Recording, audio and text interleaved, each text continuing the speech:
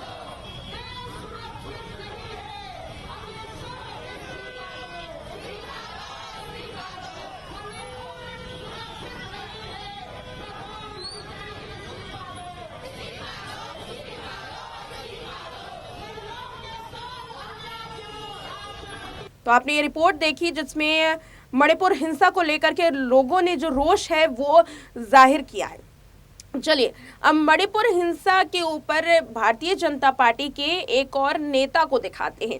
ये नेता तो भारतीय जनता पार्टी के हैं और अभी हाल में इनका नाम सामने आया था खिलाड़ियों के जो आंदोलन हुए थे उनमें। हम बात कर रहे हैं बृजभूषण शरण सिंह की। बृजभूषण शरण सिंह तो मणिपुर हिंसा को ही भूल गए।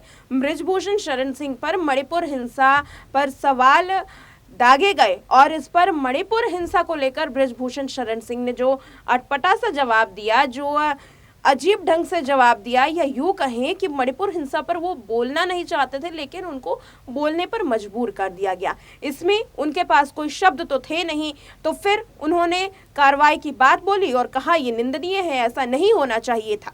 अब उनकी सरकार में ऐसा नहीं तो होना चाहिए था, लेकिन वो हो गया। और अब बृजभूषण शरण सिंह जो खुद एक बड़े आरोप में फंसे हुए हैं, वो क्या भला इस पर अपनी प्रतिक्रिया जाहिर करते, एक आरोपी आखिर कैसे इस पूरे कांड पर प्रतिक्रिया देता और कैसे ये कहता कि देश में गलत हुआ है और भारतीय जनता पार्टी की सरकार में गलत हुआ है। ये रिपोर्ट देखिए, आप भी चौंक जाएंगे बृजभूषण शरण सिंह के इस तरीके की प्रतिक्रिया पर। मणिपुर में जो कांड हुआ है, हालांकि उस पर सीजीआई का भी बयान आ गया है और प्रधानमंत्री ने भी कहा है, आप इस पूरे मामले को किस तरह देख रहे हैं? क्या है? ये बहुत दुखद घटना घटी है आज़ाद भारत में, और वो भी भारत के एक प्रांत में ये घटना घटी है और प्रधानमंत्री जी ने इसको संज्ञान में लिया है और आपने प्रधानमंत्री जी का वक्तव्य सुना होगा। फिर भी घटना घट चुकी है और घटना निंदनीय है। तो देखा आपने बृजभूषण शरण सिंह की ये प्रतिक्रिया। अब आपको दिखाते हैं मणिपुर हिंसा पर युवाओं का क्या कहना है, क्या है युवाओं का रुख इस पर, और मणिपुर हिंसा को लेकर के राजधानी में कितना शोर है, क्योंकि राजधानी की आवाज संसद तक जाती है। और अगर राजधानी में किसी को लेकर के शोर है, किसी मसले को लेकर के अगर राजधानी में आवाज उठाई जाती है तो कहा जाता है कि इसकी गूंज संसद में सुनाई देती है। तो जरा देखिए, हमारे सहयोगी चैनल के संवाददाता जब ग्राउंड रिपोर्टिंग पर गए तो क्या कुछ कहा मणिपुर हिंसा पर लोगों ने। मुख्यमंत्री एन बीरेन सिंह के इस्तीफे की मांग की जा रही है। कहा जा रहा है कि मणिपुर से जो वीडियो सामने आया, आखिर कैसे मुख्यमंत्री शांत हैं और कैसे देश के प्रधानमंत्री से बयान देने के बाद चुप्पी नहीं तोड़ रहे हैं, इस मसले को लेकर जानने का प्रयास करेंगे। क्या नाम है आपका? प्रियंवदा। कैसे देखती है आप जो वीडियो कल सामने आया, दर्दनाक वीडियो था, ऐसा लग रहा था कि शायद अब तानाशाही बहुत ज़्यादा बढ़ गई है, लोकतंत्र की हत्या हो चुकी है, बेटी बचाओ बेटी पढ़ाओ का नारा सिर्फ और एक वोट बैंक के लिए। इस पूरा जो मामला आपने कल का देखा, वो आप कैसे देखती है, कैसा आपको इस टाइम? देखिए, जो मामला 4 मई की घटना का जो वीडियो सामने आया, हम जानते हैं मणिपुर में ये सब कुछ पिछले 2.5 महीनों से चल रहा है। ये तो वो एक इंसिडेंट था जो आज देश के लोगों के सामने आया है, लेकिन खुद मुख्यमंत्री वीरेंद्र सिंह जी का बयान है कि ये तो पिछले 2.5 महीनों से ऐसी कई घटनाएं सामने आई हैं। तो हम इससे समझ सकते हैं वहाँ की स्थिति क्या है। इससे पहले भी आसफा जैसे कानून लगा करके वहाँ आर्मी के लोग खुद वहाँ की औरतों का रेप करते हैं। ये एक लंबे समय से इसकी हिस्ट्री रही है और मणिपुर के लोग इसके खिलाफ रेजिस्टेंस करते रहे, लड़ते रहे, खास तौर पे मणिपुर की औरतें। आप एक बेटी हैं और बेटी होने के नाते आप क्या संदेश देना चाहती हैं? क्योंकि कहा जाता है कि जो स्त्री का दर्द नहीं समझते हम उन्हें मर्द नहीं समझते। लगातार बेटियां, ये मणिपुर की घटना नहीं है, तमाम राज्यों से जो है लगातार इस तरह की घटना आती रहती, कहीं रेप हो रहा है, कहीं कुछ हो रहा है। इसको आप कैसे, इस दर्द को कैसे झेलते हैं? देखिए, जब से भाजपा की सरकार सत्ता में आई है, ऐसे मानसिकता वाले लोगों को, जो रेपिस्ट हैं, जो बलात्कारी हैं, जो पेट्रियार्कल माइंडसेट के लोग हैं, इनको बढ़ावा मिला है, इनको भाजपा से संरक्षण मिला है। आप देख ही सकते हैं तमाम ऐसे नेता मंत्री, बृजभूषण शरण सिंह, कुलदीप सिंह सेंगर से लेकर तमाम ऐसे लोग जो औरतों के साथ यौन शोषण करते हैं, उनका बलात्कार करते हैं, मर्डर करते हैं, उनको भाजपा बचाती है, उनका संरक्षण करती है, ऐसे तमाम लोगों का। तो जाहिरा तौर पे हर एक राज्य में डबल इंजन की सरकार जो है चुनी जा रही है। आप मणिपुर की बात कर लो, आप उत्तर प्रदेश की बात कर लो, आपने यहाँ पर सेंगर का नाम लिया, इसके बावजूद भी आज देश की जनता कहीं ना कहीं बीजेपी की तरफ जा रही है। ये भी तो बड़ा सवाल है। देखिए, देश की जनता बीजेपी की तरफ जा रही है, नहीं जा रही है, तो हम लोगों ने देखा भी कर्नाटक चुनाव में। ये लगातार इस तरह का प्रचार फैलाया जा रहा है कि देश की जनता के पास कोई ऑप्शन नहीं है, सिर्फ आज बीजेपी ऑप्शन है। लेकिन देश की जनता के पास ऑप्शन है, उनकी एकजुटता, उनकी एकता। आज देश की जनता जब सड़कों पे आती है तो बड़े से बड़े तानाशाह को उलट के रख देती है। हिटलर के साथ भी ये हुआ था, मुसोलिनी के साथ भी ये हुआ था, उनको जाना पड़ा। तो आज भी देश की जनता के सामने ऑप्शन है, उनके सामने ऑप्शन है कि वो अपना राजकाज कायम कर सकते हैं। और भाजपा का जो पूरा प्रोपेगेंडा काम करता है, जो IT सेल काम करता है, लोगों के बीच सुबह सुबह व्हाट्सएप के मैसेज फॉरवर्ड करने से लेकर तमाम मीडिया चैनल, TV चैनल से उनको ये बताना कि अरे हिंदू खतरे में है, अगर तुम हिंदू हो तो तुम्हें भाजपा को वोट करना पड़ेगा। ये उनका वो नकली प्रोपेगेंडा है जिसके जरिए वो हमारी जिंदगी के असल सवालों से हमारा ध्यान भटकाते हैं। बृजभूषण शरण सिंह का जिक्र किया, एन बीरेन सिंह का यहाँ पर इस्तीफा मांगा जा रहा है। बृजभूषण शरण सिंह को कई बार क्लीन चिट मिल चुकी है, जमानत मिल चुकी है। क्या आपको लगता है कि कोई मुख्यमंत्री का इस्तीफा लिया जा सकता है, जबकि बृजभूषण शरण सिंह तो एक सांसद है?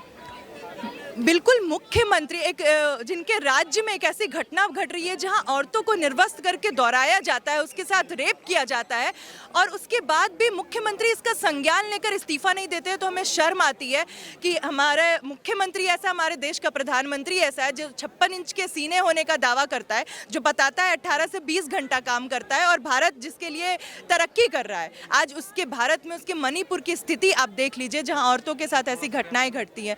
तो हम बिल्कुल कह रहे हैं कि इसमें तो त्वरित मानव मूल्यों का, बस हम क्या कहें कि भाजपा और आरएसएस के लोगों में मानवता के मूल्यों का अभाव है। अगर वो एक इंसान नहीं है, वो इंसान के खोल में भेड़िए जानवर है, इसलिए उनको इतनी शर्म भी नहीं है। संदेश क्या क्या है, मांगे क्या क्या है आपकी, संदेश और मांगे क्या क्या है, क्योंकि एक स्त्री का दर्द आप समझ रही हैं और उस जो वीडियो सामने आया उस वीडियो के बाद आप जंतर मंतर पहुंच चुके हैं, आप संदेश और यहाँ पर मांगे क्या रखना चाहते हैं? देखिए, हमारी पहली मांग है कि सबसे पहले वीरेंद्र सिंह इस्तीफा दें, गृह मंत्री अमित शाह इस्तीफा दें।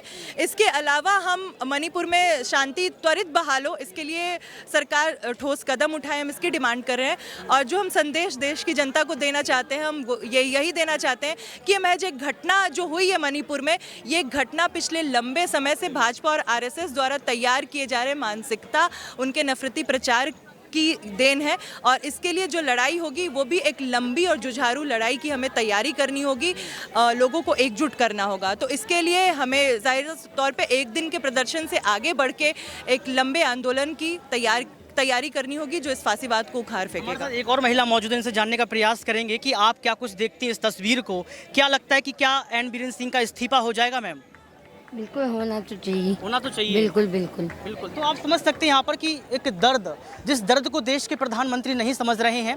हम लोग जो है संस्कार और संस्कृति की बात करते हैं, यत्र नार्यस्तु पूज्यन्ते रमन्ते तत्र देवता की बात करते हैं। हम लोग कहते हैं कि जहाँ स्त्रियों का निवास होता है वहाँ देवता, जहाँ स्त्रियों की पूजा होती है वहाँ देवता निवास करते हैं, हम पढ़ते आए हैं। हम ये भी जानते हैं कि देश के प्रधानमंत्री नरेंद्र मोदी ने बेटी बचाओ बेटी पढ़ाओ का नारा दिया, लेकिन जो वीडियो सामने आया उसने बता दिया कि बेटी बचाओ बेटी पढ़ाओ का नारा देने से कुछ नहीं होता है, आपको बेटियों को सुनना भी पड़ेगा और बेटियों को जो है पढ़ाना पड़ेगा, उनको बचाना भी पड़ेगा, क्योंकि स्त्री का दर्द था जमीनी स्तर पर। आपने देखा, आप तस्वीरें भी देख सकते हैं कि किस तरीके से यहाँ पर जो है मणिपुर से तमाम बेटियाँ जो है दिल्ली की सड़क पर, दिल्ली के जंतर मंतर पर पहुँच चुकी हैं और ज़मीनी हकीकत बता रही हैं भाजपा की कि किस तरीके से भाजपा पार्टी के नेता इस तरीके का माहौल क्रिएट कर रहे हैं। एन बीरेंद्र सिंह का इस्तीफा किया जा रहा है, ये कहा जा रहा है कि यह संयोग नहीं, बीजेपी आरएसएस का फांसीवादी प्रयोग है, ये भी कहा जा रहा है। यानी कि आप समझ सकते हैं कि यहाँ पर महिलाओं के सम्मान में, महिलाओं को यहाँ पर सम्मान दिलाने के लिए जद्दोजहद की जा रही है और पूरे तरीके से यहाँ पर प्रोटेस्ट किया जा रहा है। तमाम बेटियों को आप देख सकते हैं और इसके साथ साथ आपने एक बेटी की आवाज़ को भी सुना, उसने साफ तौर पर यह कहा कि अमित शाह का जो है इस्तीफा होना चाहिए, साथ में यहाँ पर एन बीरेंद्र को भी इस्तीफा सौंपना चाहिए। आज के लिए सिर्फ इतना ही। कैमरामैन सुमित के साथ ऋतिक सविता। तो सुना आपने, हमारे सहयोगी चैनल के संवाददाता जब ग्राउंड रिपोर्टिंग पर गए तो किस तरीके की प्रतिक्रियाएं जो हैं वो सामने आ रही हैं। लेकिन अब हम बात करेंगे भारतीय जनता पार्टी के नेता की प्रतिक्रियाओं पर। पहले रिपोर्ट हमने बृजभूषण शरण सिंह पर दिखाई। चलिए, बृजभूषण शरण सिंह ने तो थोड़ी सी बातें कही क्योंकि उनके पास शब्द ही नहीं थे, लेकिन जिनके पास शब्द थे, जो मणिपुर हिंसा पर अपना जो बयान है वो सही तरीके से दे सकते थे, जिनसे उम्मीद की जा रही थी, वही बयान इतना शर्मनाक देते हैं कि लोगों को अब सोचने पर मजबूर होना पड़ता है कि हमने क्या इन्हीं दिनों के लिए भारतीय जनता पार्टी को वोट किया था। तो देखा आपने, हमारे सहयोगी चैनल के संवाददाता की ये पूरी रिपोर्ट, ग्राउंड रिपोर्ट से आपको दिखा रहे थे कि मणिपुर हिंसा पर इनका क्या रुख है।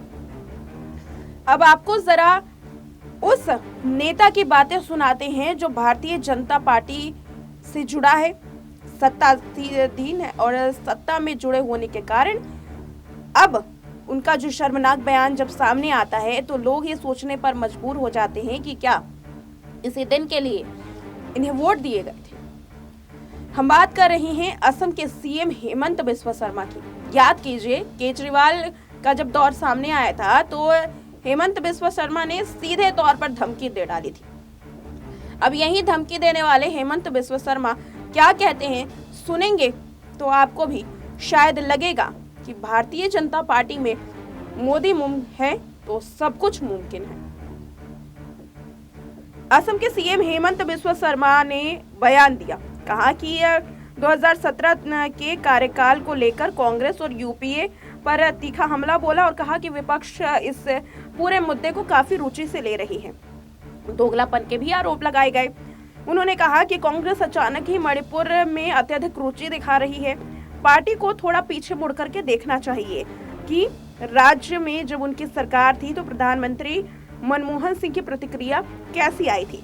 उन्होंने कहा कि पिछली कांग्रेस सरकार को दोषपूर्ण नीतियों के कारण ही आज ये व्यवस्था देखने के लिए मिली है और हिंसा भड़की है। यानी कि कांग्रेस पार्टी की दोषपूर्ण नीतियों की वजह से आज मणिपुर में हिंसा भड़की है। बीजेपी को इसमें दोष मत दीजिएगा। 7 दशकों के कुशासन से उभरी खामियों को ठीक करने में समय लगेगा, ये यहाँ असम के सीएम का कहना है। शर्मा ने आगे कहा कि 2014 के बाद से मणिपुर के सामाजिक ताने बाने में जबरदस्त सुधार हुआ है। दशकों पुराने जातीय संघर्षों को सुलझाने की जो ये प्रक्रिया है वो प्रधानमंत्री नरेंद्र मोदी के नेतृत्व में शुरू की गई है। सबसे पुरानी पार्टी पर निशाना साधते हुए हेमंत बिस्वा शर्मा आगे कहते हैं कि कांग्रेस को राज्य में इसी तरह के संकटों के वक्त प्रधानमंत्री मनमोहन सिंह की प्रतिक्रिया जरूर देख लेनी चाहिए। उन्होंने दावा किया कि मणिपुर में यूपीए कार्यकाल के दौरान हर साल 1 महीने से अधिक नाकेबंदी रहती है और नाकेबंदी के समय में देखा जाए तो मणिपुर सबसे ज्यादा नाकेबंदी वाला जो राज्य था वो था और उन्होंने पूरे जो आंकड़े हैं वो पेश किए हैं। साथ ही हेमंत बिस्वा शर्मा आगे ये कहते हैं कि उस समय जब 2011 में मणिपुर जल रहा था तब तत्कालीन प्रधानमंत्री और यूपीए के अध्यक्ष दोनों 123 दिन तक निशब्द थे, निजी कंपनियों को बचाने में तुले हुए थे। अब भारतीय जनता पार्टी ने आगे ये भी कहा, उनके नेता ने हेमंत बिस्वा शर्मा ने, कि उस समय एलपीजी पेट्रोल की कीमतें 240 से 1900 रुपए तक प्रति लीटर तक बढ़ा दी गई थी। कांग्रेस के राज्य में इस तरीके की जो व्यवस्थाएं थी वो हुई।